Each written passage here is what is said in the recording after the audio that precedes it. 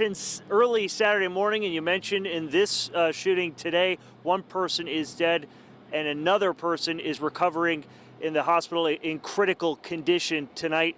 But it is one of many since Saturday morning.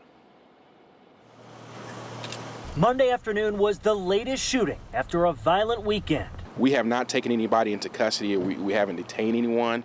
So the assumption is that there is still a suspect that we may be looking for. However, it's still early on in the investigation and we have not made it that far. One man is dead and a woman seriously injured by gunfire at an apartment complex on the city's west side. There was an adult female that our medical personnel transported to an area hospital, and that female is in critical condition.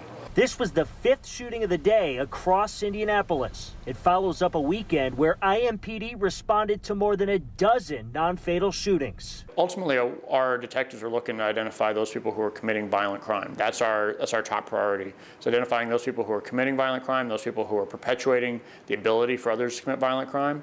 And the more cooperation we have from our criminal justice system and from our community, the increased likelihood that we'll be able to have an impact on violent crime, which we've seen. In this case, police are still trying to figure out the circumstances of the shooting and the victim's relationship. Preliminary information suggests that it took place inside. Some parts of it, of course, some parts of it will be processed outside as well too. We're waiting on search warrants. As you can tell behind me, our crime lab just arrived, and so will be a thorough investigation, and we'll be out here processing the scene for some time.